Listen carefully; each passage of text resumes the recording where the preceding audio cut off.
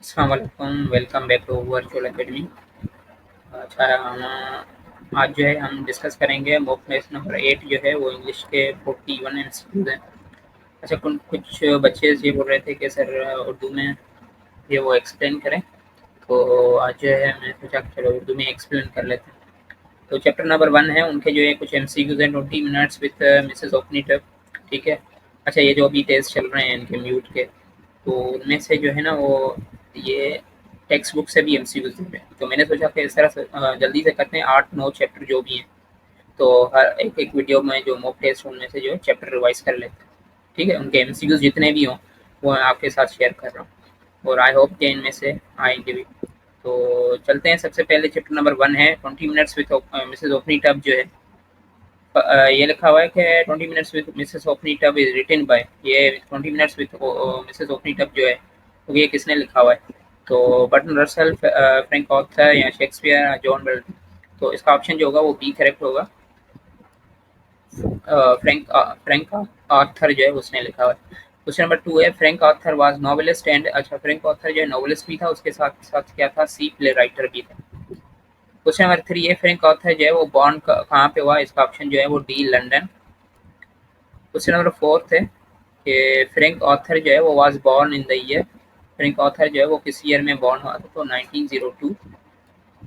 Question number 5 है in 20 minutes with Mrs Oakentubb the total characters are, अच्छा 20 minutes with Mrs ओपनी tub जो है वो book जो लेसन है, तो इस लेसन में कितने कैरेक्टर हैं? तो ये आपका 3। क्वेश्चन नंबर 6 है in 20 minutes with Mrs Oakentubb the waiting room is, लिखा हुआ है कि 20 मिनट्स विद मिसेस ओपनी टब जो है वेटिंग रूम क्या था? एम्प्टी था, बिल्कुल खाली था। ठीक है, उसके अलावा 7 जो है वो the room is empty and the gas light is turn low almost in, तो ये क्या होगा? ऑलमोस्ट जो है उसमें थोड़ी सी डार्कनेस थी। क्वेश्चन नंबर 8 है the door opens and a lady comes in carrying a, मतलब डोर ओपन हुआ उसके बाद लेडी जो है वो अंदर आई, तो उसके हाथ में क्या था? सूटकेस था। मैं आपको करेक्ट ऑप्शन बस बता रहा हूँ।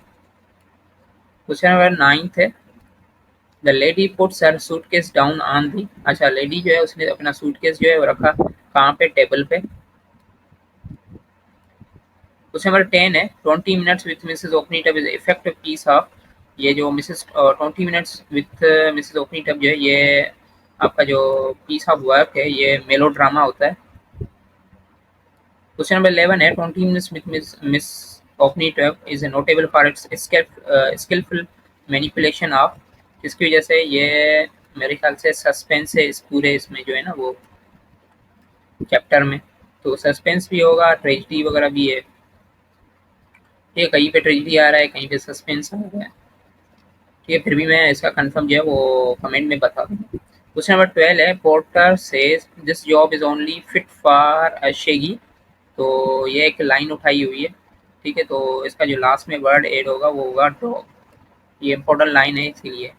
क्वेश्चन नंबर 13 है Mrs Oakentub lived at, Mrs ओपनी tub जो है वो कहाँ पे रहता था? कहाँ पे है? ये स्टेनथ्रोप पे, एक सिटी का नाम है। 14 जो है Mrs Oakentub was about 5 feet 3, स्टेनथ्रोप जो है वो शायद सिटी है या कंट्री है, मैं कंफर्म मुझे नहीं है, आप पहले कंफर्म कर लेना। क्वेश्चन नंबर 15 है he saw once in newspaper Mrs Oakentub, तो जो है मिसेस ओपनी टब को इसने जो है वो कहाँ पे देखा था? फोटोग्राफ में। क्वेश्चन नंबर 16 है ही मीट अ डैश गर्ल, ये जो है वो मिस्टर ओपनी टब की बात कर रहा है कि ये कौन सी गर्ल को मिला हुआ था? कोरियन गर्ल थी, उसके साथ ये मिला था। उसके बाद क्वेश्चन नंबर 17 है he was wounded in Korea in June, मतलब ये जख्मी हुआ था कोरिया में कौन सी जून में? 1953। क्वेश्चन नंबर 18 है Korean girl was about, Korean girl जो है वो कितनी की थी तकरीबन? ये अभी कंफर्म इनका नहीं है, मेरे ख्याल से 15 या 16 इतना ही है, तो मैं इसका कंफर्म जो है वो कमेंट बॉक्स में बता दूंगा नीचे। क्वेश्चन नंबर 19 है he tells her that she was driving at dash miles an hour, तो ये होगा 50। क्वेश्चन नंबर 20 है she was driving a fast far, अच्छा ये जो गर्ल थी वो तेज गाड़ी चला रही थी, किसकी वजह से? वो पेट वगैरह लगाई थी ना इसने, तो उसकी वजह से। तो इस क्वेश्चन इसका ऑप्शन होगा बी बेट। क्वेश्चन नंबर 21 है, शी हैड वेगर्ड फॉर डैश, तो ये 5 pound. Question number 22, that was why she got away with only, तो इसका होगा 18।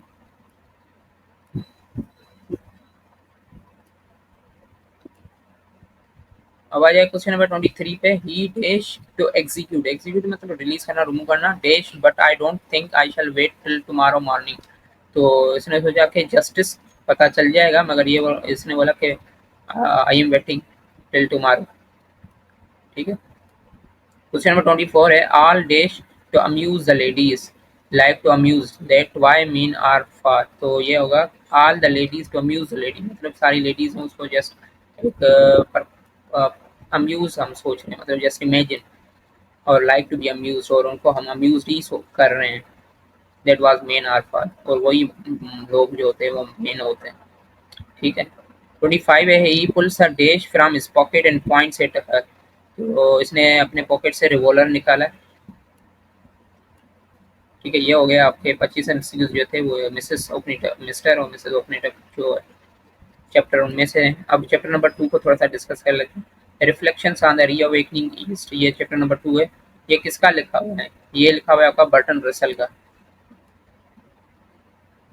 अब आ जाए क्वेश्चन नंबर 2 है, बर्टन रसल जो है वो begin writing books at, Burton Russell जो है ना इसने अपनी बुक्स राइट लिखना स्टार्ट की थी, कौन सी है? Principia Mathematica. बस सिंपल ऐसे भी बोले कि प्रिंसिपिया मैथमेटिका जो है ये बुक किसकी है, तो बर्टन रसल की है। क्वेश्चन नंबर 3 है, since the second world war, second world war जो है वो कब स्टार्ट हुई थी? 1939 पे स्टार्ट हुई थी, और जो है वो 23 मई को शायद, और एंड जो हुई थी वो 1945 में। ठीक है, 11 नवंबर।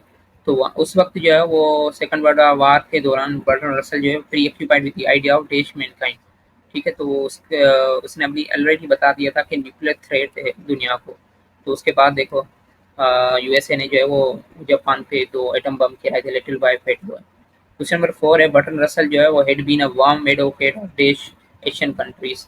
ठीक है, तो ये बोल रहा था कि ये टेक्निकल एड सपोर्ट कर रहा था, टेक्निकल एड जो है, एड मतलब होता है सपोर्ट करना, और टेक्निकली तरीके से वो सपोर्ट कर रहा था बर्टन रसल जो है ना वो एशियन कंट्रीज को। क्वेश्चन नंबर 5 है, the west however acquired lead in civilization and power with the conquest of Alexander।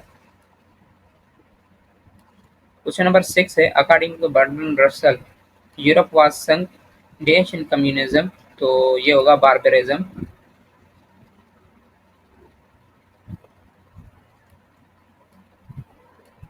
ठीक है, क्वेश्चन नंबर 7 है, क्वेश्चन नंबर 7 है, European with unparalleled insecurity call this period, मतलब ये जो यूरोपियन है और जो जहाँ पे माफी नहीं थी, अनपॉल्ड्रेंडेबल। ठीक है ना, पॉर्डन होता है माफी, अनपॉर्डेंटेबल मतलब जो माफी ना लेने वाला या माफ करने वाला, इंसुलरिटी, तो उस पीरियड को हम क्या बोल रहे हैं? डार्क एजेस बोल रहे हैं। क्वेश्चन नंबर 8 है, the Pioneer of the new western imperialism, new western imperialism जो है, इंपीरियलिज्म भी कम्युनिज्म की तरह होता है, किसी पे जो है ना वो हक वगैरह मानना किसी का, तो और उसके पायनियर के कौन से थे? तो इसके कोलंबस और वास्को टी गामा, सॉरी अगर प्रोनाउंसिएशन गलत किया कर लिया किसी की।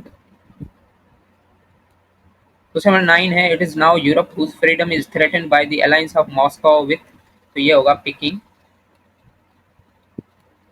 क्वेश्चन नंबर 10 है, communism is the most modern most violent form of western imperialism. ठीक है, according to the Bertrand Russell के मुताबिक जो मोस्ट इंपॉर्टेंट थिंग है सर्वाइवल ऑफ ईस्टर्न एशिया की, के मतलब बर्टन रसल ये बोल रहा था कि मोस्ट इंपॉर्टेंट जो है वो एशियन कंट्रीज की, ये जो सर्वाइव करेंगे इस मुल्क में, कंट्री में या कॉन्टिनेंट में, तो वो क्या होगी कि इनको जो इंडस्ट्रियलिज्म होना पड़ेगा, मतलब कि इंडस्ट्रीज जो है वो कायम करेंगे। ठीक है, और जैसे सर सईद ने भी बोला था। क्वेश्चन नंबर 12 है, the protest against industrialism were expressed and, उन लोगों ने बोला कि अगर इंडस्ट्रीज कर रहे हैं तो फिर ये क्या होगा? कार्स पास्ट और प्रेजेंट के बारे में ये इशू होगा।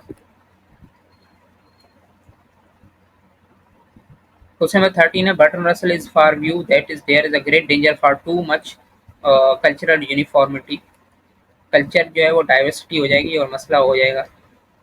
बर्टन रसल ये बोल रहा था।